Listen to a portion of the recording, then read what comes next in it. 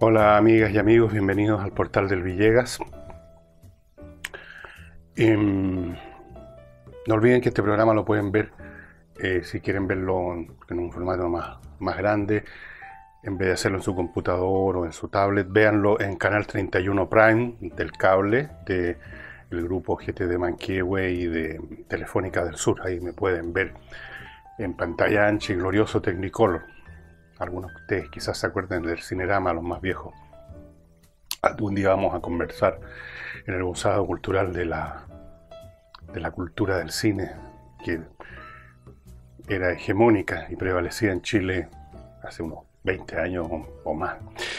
Pero hoy día entremos en materia. Estaba viendo aquí una información recién en la prensa, donde se explica o se pretende explicar cuál fue el proceso de reformas que llevó a China, dicen, de una economía rural a ser la segunda potencia del mundo. Bueno, lo que llevó a la economía china de ser una economía que producía cada cierto tiempo hambrunas y que no avanzaba a una potencia mundial fue el odiado sistema capitalista. Esa es la reforma. Esto no fue una reforma propiamente tal. Reformar significa cambiar algunos aspectos de algo que sigue siendo lo mismo. Es decorar, maquillar, modificar algunas cosas. Eso es reformar. Lo que pasó en China fue que se abandonó el experimento socialista Mao Zedong, que produjo, por lo menos que yo recuerde, 2 o 3 hambrunas. Y en las hambrunas en China costaban millones de personas, de muertes. Y un atraso espantoso. Porque las economías socialistas simplemente no funcionan. Si lo mismo pasó en la Unión Soviética, pasó en todos los países del Pacto de Varsovia, pasa en Venezuela en la forma diluida de socialismo que están aplicando allá, que llama socialismo bolivariano. Simplemente no funciona, porque va contra la naturaleza humana, aunque algunos porfiados insisten que no hay naturaleza humana, que todo depende del sistema social, hasta cierto punto nomás.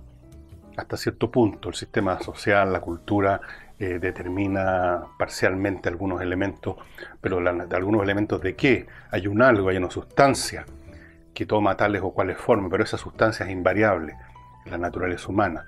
La gente no le pone pino, no invierte, no emprende, no trabaja esa hora extra, esa milla extra, si no hay un interés inmediato, si no hay una relación entre el esfuerzo y el beneficio, la recompensa, si no hay libertad para hacer las cosas. Todo eso está archiprobado a lo largo de toda la historia mundial, y entonces no hay ningún milagro ni ninguna reforma. China abandonó el camino del socialismo, salvo políticamente, donde quedó como único dueño de todo poder, como monopolio del poder, del Partido Comunista. Y ahora el Partido Comunista convertido en la corte del emperador Xi. Así que ese es el proceso de reforma. En el fondo es un proceso revolucionario para convertir una economía socialista que no andaba en una economía capitalista que, con todos sus defectos, sobresaltos, ciclos de recesión, etcétera, tiene ese mérito fundamental en toda criatura o entidad existente. Funciona. Y ahora entremos a nuestra realidad. Ustedes saben que hay más o menos en Valparaíso hay un mes ya, lleva un mes un paro en una empresa, la empresa portuaria de allá, una empresa privada, por un tema con los trabajadores que no son permanentes.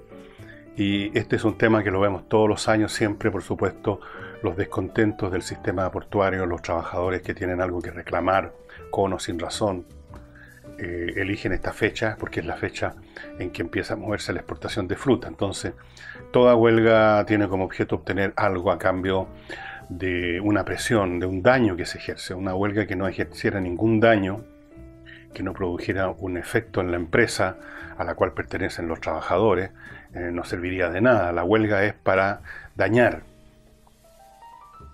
para producir entonces una motivación de la contraparte a entrar en una negociación. Así es que, por supuesto, eligen esta temporada de verano para hacer su número huelguístico. No voy a pronunciarme sobre las razones que tienen estos trabajadores.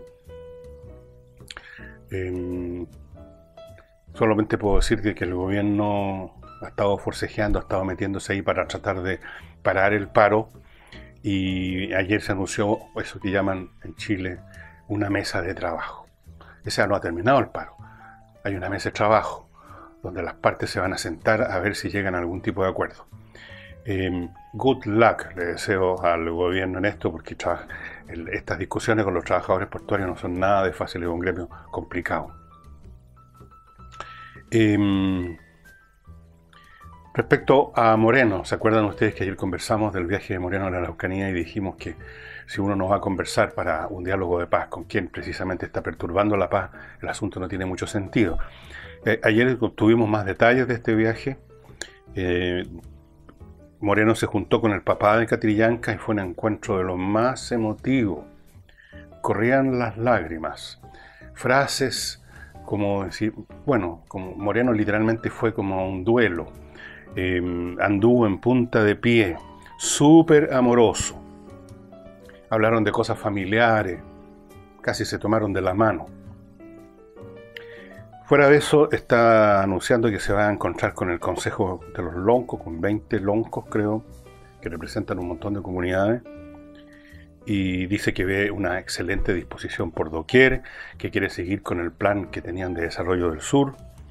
Y luego dice, la gente quiere paz y quiere progreso. Claro, la gente siempre quiere paz y quiere progreso. Todo, desde el primero al último ser humano de la Tierra quiere paz y progreso. El problema es cómo definimos la paz y el progreso, en qué términos los queremos, ahí empiezan los problemas. Seguramente la CAM quiere paz y progreso, o por lo menos quiere paz, pero siempre y cuando obtenga lo que ellos quieren. Y el gobierno chileno quiere paz y progreso siempre y cuando la CAM no obtenga lo que quiere, que es un territorio autónomo. Entonces quedamos en las mismas. No se mencionó en ninguna parte de toda esta alocución repleta de sentimiento y de miradas cariñosas. No se mencionó por ninguna parte a la gente que protagónico de todo esto que es la CAM. Me llama la atención eso. O sea, hay aquí una repetición del mismo esquema de siempre, de ir a hablar y a tomar y a llevar a cabo o iniciar actividades que son irrelevantes en términos del conflicto propiamente tal, de su sustancia. O hay un plan maquiavélico para abuenarse con todo el mundo al punto que la CAM quede completamente aislada y entonces, a partir de ese momento, actuar con firmeza con la CAM. Yo tengo mis dudas de que este plan exista. Sería atribuirles demasiadas astucias y cálculos a largo plazo al gobierno. ¿No? Vaya a saber uno. A mí me parece en todo caso que ese tipo de estrategias ya no tienen, si es que existe esa estrategia de aislar a la CAM, ganándose la buena voluntad de todos los demás actores sociales, se me había olvidado, actores sociales. Ese plan no creo que funcione. A esta altura la CAM no tiene tanta necesidad de actores sociales a su alrededor. Le basta con el apoyo que recibe a la fuerza por miedo o por amenaza o por gusto de parte de algunos sectores de la población mapuche que vive en esa zona. Ya han desarrollado bastante autonomía logística, armamento, sistemas de comunicación, se las pueden batir solos. Así es que este viaje, tal como lo veo hasta este momento, con conversaciones mirándose a los ojos unos con otros, mesas de trabajo no dijeron, pero mesas de unidad capaz que digan, no van a la esencia del asunto. Seguimos haciendo el papel del tipo que mete la cabeza en la arena en esta materia. Esa es la realidad. Pero en fin, también les digo, good luck. ¿Qué más se puede hacer? Y antes de continuar con mi trabajo, que no es informativo, porque ayer un señor me manda un mail y me dice, mire, su programa es político, esto de hablar, aunque sea unos minutos de ese famoso sistema solar Nibiru, todo eso no, como que le quita perfil a su programa. ¿Cuál es el perfil de este programa? No tengo idea. En todo caso, sé lo que no es. Este no es un programa informativo. Para informarse, ustedes simplemente lean el diario, escuchen la radio, abran algún portal de su computador. Y ahí están muchas más informaciones. A mí no me interesa darles información. Estaría de más que yo me pusiera a leerles información. Tampoco un canal 100% político. Yo sé que es un tema que le importa a todo el mundo, pero mi principal interés cuando toco la política no es informar tanto, aunque tengo que hacerlo hasta cierto grado, como examinar dentro de lo que se puede en un programa tan breve, tratar de encontrarle un sentido, una mecánica causa-efecto a las cosas que están ocurriendo. Pero sobre todo lo que más me interesa es que ustedes pasen un buen rato, se entretengan. No que se informen, porque no estoy para informar, sino que conversen conmigo algunos temas, quizás ofrecerles algunas hipótesis a veces distintas, ofrecerles un punto de apoyo para ver las cosas. Eso es mi ambición, y entretenerlo. Y eso supone que de vez en cuando trate temas como el de Nibiru o los platillos voladores. Me van a perdonar, pero esa es mi idea del asunto y la voy a mantener. En todo caso, ustedes ven que básicamente este es un programa de análisis político. Así es que, dicho eso, paso a la tienda Eternal Love, una tienda especializada en joyería de oro, por supuesto de 18 quilates, piedras preciosas, anillos de compromiso, argollas de matrimonio, todas esas cosas. Y también están los relojes Edox, de los cuales les he hablado, por si ustedes quieren comprarlos ahí mismo. Esta es una tienda que se encuentra en el Plaza Los Dominicos, en el Mall Plaza Los Dominicos, y ofrece todos estos objetos preciosos con diseño. Bueno, hay muchas líneas de diseño de las cuales les he hablado. Se los ofrece a precios duty free, vale decir, parten ustedes con 20% de descuento en todo lo que está a la vista. Fuera de eso, si ustedes compran en el sitio, que es eternallove.cl, hay algunos de estos productos, de estas joyas, que tienen un descuento adicional. Así que en una de esas, sumando todo, pueden llegar casi al 40% de descuento. Apúrense, ya esta promoción no es eterna. El amor es eterno, pero no la promoción. Esto es Eternal Love, no Eternal Promotion. Así es que vayan metiéndose al sitio eternallove.cl, echen una miradita a lo que hay, vayan, lo mejor es ir personalmente a ver mucho más, a tocar las cosas, aquí a Mall Plaza Los Dominicos. Esta es una oferta de lanzamiento, repito, no va a ser eterna.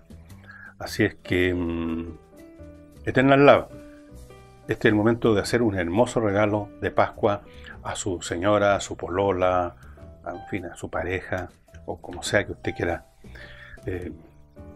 describir su relación. Y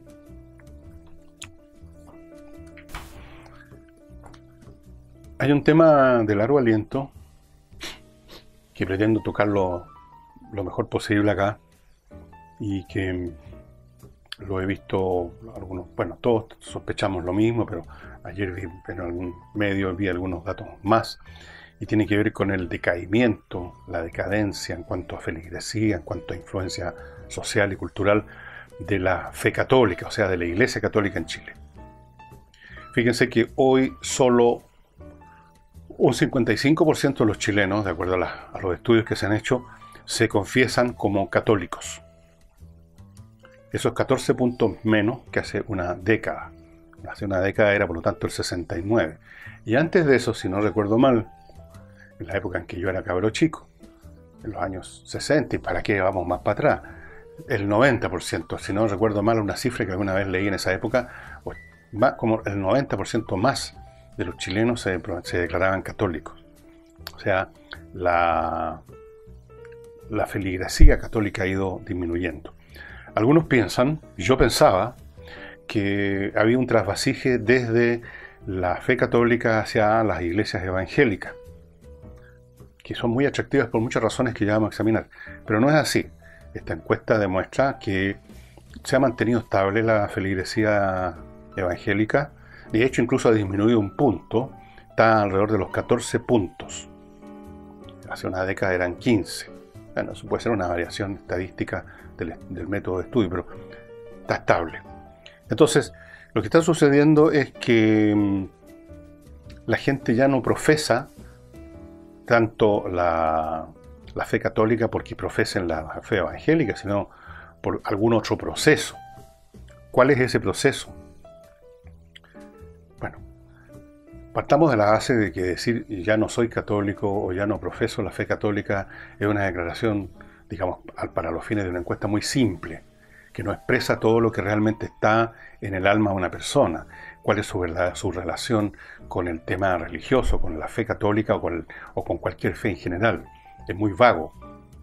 Hay personas, por ejemplo, que ya rechazan la idea de ser católico o están muy alejados de la iglesia por los escándalos de los últimos años. Es una de las causas que se dan. Pero eso no significa abandonar la fe católica. Significa abandonar la fe en la iglesia católica, que es muy distinto.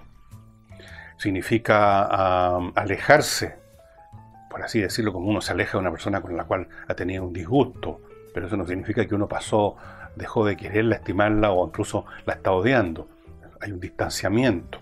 Hay muchas posibles razones para que una persona declare directo o indirectamente que ya no es el tipo de persona que va todos los domingos a misa. O que incluso de frentón en un rapto verbal impreciso diga ya no soy católico. Entonces, ¿qué es lo que hay detrás de esto? Efectivamente, hay una pérdida de fe, hay un paso de frentón al ateísmo, o hay un paso a esa actitud que siempre ha existido de gente que dice yo creo en Dios, pero a mi manera, es decir, sin seguir las reglas, las normas de tal o cual iglesia, sin conocer o sin interesarme, que además nunca los han conocido realmente, los dogmas de tal o cual fe. Hay alguna cosa que podemos, dejemos eso de lado por el momento, que podemos, digamos, estar seguros. La fe católica, vamos a centrarnos en la fe católica ahora, ya no es central en la vida de las personas como alguna vez lo fue. Para hacer una comparación de cómo funciona la relación incluso de los católicos con su fe, tendríamos que compararla, para hacer la comparación fuerte y notoria, con cómo funcionaba la fe en la Edad Media. La fe en la Edad Media, el ser cristiano y específicamente ser católico, era un asunto que permeaba toda la vida desde que uno se levantaba en la mañana hasta que se acostaba en la noche. Estaba siempre presente. Estaban siempre presentes los ritos religiosos. El ir a misa, el confesarse. El cura era una presencia permanente. La confesión para los que estaban en agonía. La consagración del matrimonio. El bautizo, la confirmación. En mi época era así también, no tanto como en la Edad Media. De cabro chico yo pasé por todos esos rituales, porque yo nací en una familia católica. Y por lo tanto sé lo que es todo eso, la primera comunión, etc. La religión estaba en la Edad Media mucho más presente. Estaba presente todo el tiempo. En la mente de las personas estaba siempre vigente la idea del castigo eterno, del infierno, del ojo de Dios siguiendo cada uno de nuestros pasos. Estaba presente en las artes. Ustedes vean la pintura de occidental desde, qué sé yo, el siglo XVIII para atrás, la época del barroco, el renacimiento. El 95, 96 o más por ciento de los cuadros son todos de temas religiosos. Todos. Que la ascensión de la Virgen o de nuestro Señor Jesucristo, que la pasión, que la pietad, que el ángel comunicándole a la Virgen que va a tener un hijo, que la agonía de Jesucristo, Jesucristo en la cruz. ¿Para qué sigo? Los mártires, los santos, San Sebastián con el pecho lleno de flechas. Temas religiosos, bueno, en parte porque uno de los grandes clientes era la iglesia. Eran los que, ahí estaba la plata. Pero también era un tema que estaba muy, pero muy presente. La religión era el centro de la vida mental de la población de Occidente. Así de simple. Ya no. Dejemos de lado las etapas intermedias y hoy en día, incluso un católico, la vida religiosa no es el centro de su vida. Salvo las beatas de cuento, que ya quizás ni existen. Nadie va a misa todos los días. Muchos no van a misa ni siquiera los domingos. De vez en cuando se acuerdan de ir a misa. En las fiestas de guardar, las fiestas religiosas en que se supone que las personas se quedan encerradas en su casa meditando en los temas de su religión, se han convertido simplemente en feriados, en motivo de fiesta, de asado, de irse a la playa, de chacota. No es el centro de la vida. ¿Y por qué? Porque la vida en que nos movemos hoy en día los seres humanos, el mundo en que nos movemos, es menos angustioso, menos terrible que el de la Edad Media. En la Edad Media uno se moría a los 30, 40 años. Todas las enfermedades nos podían matar. Un dolor de muelas era incurable. las amenazas a la vida por guerras o por cualquier situación de ese tipo, las hambrunas, la miseria más abyecta para el 95% de la población. Todo eso hacía de la vida realmente un valle de lágrimas. Y no había otro consuelo que la religión. Tener en mente que finalmente, si uno se portaba bien, al menos después de la muerte uno iba a estar en un lugar un poco más agradable. Se vivía en un estrés tremendo. La religión vive, nace, se desarrolla y se conserva a base de las angustias de la naturaleza humana, a base del hecho de la muerte, del dolor, del sufrimiento, de la muerte de uno y de la muerte de los demás, de los imprevistos atroces que ocurren hasta el día de hoy. Entonces la religión, alguna forma de religión, la que esté disponible, de acuerdo al lugar y al momento en que uno nace, es de necesidad diaria, para obtener un consuelo, para obtener una razón para seguir viviendo. Ya no es así. Es cuestión de mirar a nuestro alrededor, y salvo aquellos países que están en una situación de guerra civil, donde caen las bombas, la gente ya no se muere a los 30, 40 años, la gente no hay hambruna, la gente tiene algo que ponerse en los pies, ropa que ponerse en el cuerpo, tiene un techo, hay más orden. Es una vida menos angustiosa, menos terrible. Por supuesto que hay mucha gente pobre, pero aún la pobreza de hoy en día no tiene absolutamente nada que ver con la miseria que se vivió en el pasado. Entonces, vivimos en un mundo más manejable, menos angustioso, menos terrible, y por lo tanto la angustia va pasando un poquito al segundo plano. Y por último, aun si sufrimos pesares y angustia, disponemos de mecanismos terrenales, por así decirlo, para ponerle remedio. Si nos duele la cabeza, tenemos una aspirina. Si tenemos algún problema, hay instituciones, que a veces funcionan incluso. Tenemos medios, tenemos recursos a la mano, no estamos totalmente desprovistos. Entonces, muchas de estas angustias no pensamos en resolverlas cayendo de rodillas a rezar, sino que simplemente tomando alguna acción legal o económica o institucional de alguna clase. En otras palabras, la angustia no es un tema cotidiano. Y cuando llega a ser una angustia profunda, un dolor profundo, inevitable, por ejemplo, cuando una persona está agonizando y sabe que está agonizando, o cuando está un pariente en esa condición, o ya murió, en esos momentos sí, las personas entran en el estado de ánimo poderoso, terrible y angustioso que los hace acordarse de la religión, que los hace acordarse de Dios, que los hace acordarse de su iglesia. Y en ese momento, personas que, voy a poner un ejemplo extremo, que hace años que no van a misa, que hace años que no se confiesan, que no saben lo que es tomar la comunión, en ese momento se ponen a rezar. Y ahí se acuerdan de Dios y piden, por favor, Señor, que pase tal o cual cosa. Ahí nos volvemos, por así decirlo, a una etapa previa de la historia humana, y ahí estamos otra vez desnudos en la vida, sin nada que nos sirva, porque ante la muerte nadie es quién. Y ahí volvemos a acordarnos de Dios, volvemos a acordarnos de nuestra fe religiosa, si la habíamos tenido y estaba durmiendo. El sentimiento religioso, escribí anoche pensando en este tema, es proporcional a la angustia, al desamparo y a la fragilidad, y creo que efectivamente es así. Y puesto que hay menos angustia, menos desamparo y menos fragilidad, hay menos sentimiento religioso. Y vuelvo a insistir en un punto, pero antes de eso voy a pasar a recordarles. Me acordé de las misas, y en las misas ustedes saben que hay un momento en la misa católica en que el sacerdote escancia un poco de vino en un cáliz, y se supone que es la sangre de Dios, de nuestro Señor, ¿no es cierto? Consagra la hostia, consagra el vino, así que pensando en eso, con todo respeto, me acordé del vino.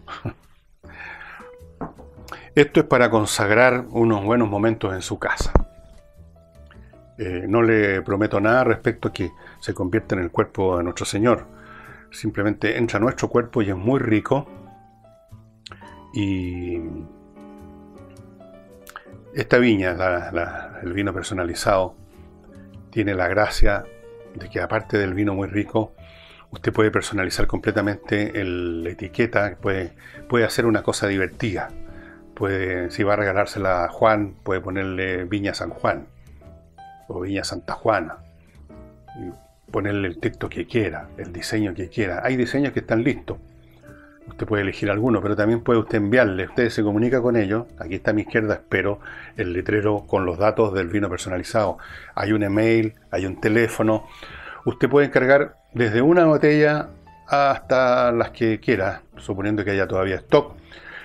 Estamos en un periodo en que la gente está haciendo más compras y por lo tanto yo les aconsejo que si desean probar este exquisito vino, porque es exquisito, vayan ya poniéndose en contacto con Vino Personalizado y vayan preparando su regalo. Es un regalo infalible. Yo no conozco a nadie, salvo abstemios profesionales, gente a la cual nunca he podido comprender que no le guste un buen vaso de vino tinto, ¿no es cierto? Así es que este es un muy bonito regalo. Es muy accesible el precio, no tengan miedo de que esto cueste una barbaridad, para nada. Y es muy original. Y sobre todo, digamos, para mí, que soy menos dado a las etiquetas, soy más bien dado a lo que viene adentro de la botella, es un vino muy, pero muy rico. No lo vayan a olvidar, pónganse ahora mismo, faltan días nomás para la Pascua, en contacto con Vino Personalizado.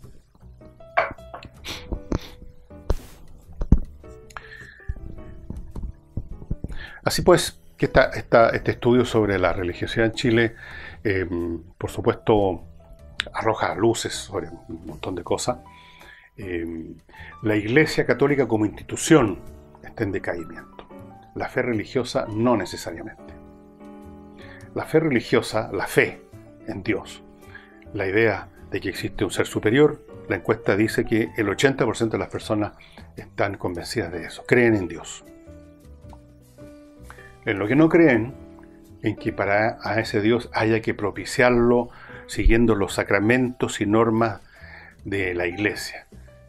Ese 80% que cree en Dios, no todos ellos creen que la Iglesia es el único mediador autorizado, llamémoslo así, para tratar con Dios. Eso es. Entonces, este es un proceso que se ha observado en todas las sociedades a medida que se hacen más complejas, más ricas, donde la gente ya puede vivir normalmente sin pasar hambre, sin no poder combatir un dolor de cabeza, acribillados por todas las enfermedades y por haber, con más de 2/3 de los hijos muriéndose en la cuna o muriéndose en el parto. Esas eran las situaciones que se vivían y ni siquiera en la Edad Media, hasta el siglo XVIII, XIX, en todas las ciudades europeas no había ni un sistema de aguas servidas que realmente eficiente. La falta de higiene era asombrosa. Las enfermedades pululaban por todos lados. En un mundo así, uno busca consuelo en la fe y sobre todo la busca en una encarnación de esa fe que tenga cuerpo y no solamente alma. O sea, en una iglesia, en un templo, con un sacerdote, con determinados sacramentos, con una misa, con un bautizo, con una comunión. Todos esos ejercicios, todos esos rituales son necesarios para mantenerse vivo de algún modo, para seguir luchando con la vida hasta que nos agarrara la muerte a los 40 o 50 años a lo más. Pero ya no es así. Y por lo tanto, Dios o las iglesias especialmente van pasando a un segundo plano. Estoy hablando de la Iglesia Católica y otras iglesias mucho más intensas. De hecho, los evangelios no han crecido, pero han llegado por lo menos a un respetable 14 o 15 puntos, porque es un credo que ofrece lo que ya la Iglesia Católica no ofrece. Ese sentimiento de que no solamente uno cree en Dios y punto, sino que uno está inserto en una comunidad, está acompañado por otros. Y la ceremonia evangélica en los templos y la vida de los evangélicos hace que las personas, además del beneficio de creer en un ser supremo que finalmente va a rescatarnos de las penurias de la vida, fuera de eso nos ofrece aquí en la tierra el consuelo de la fraternidad con otros, que son creyentes como nosotros, que son co-religionarios.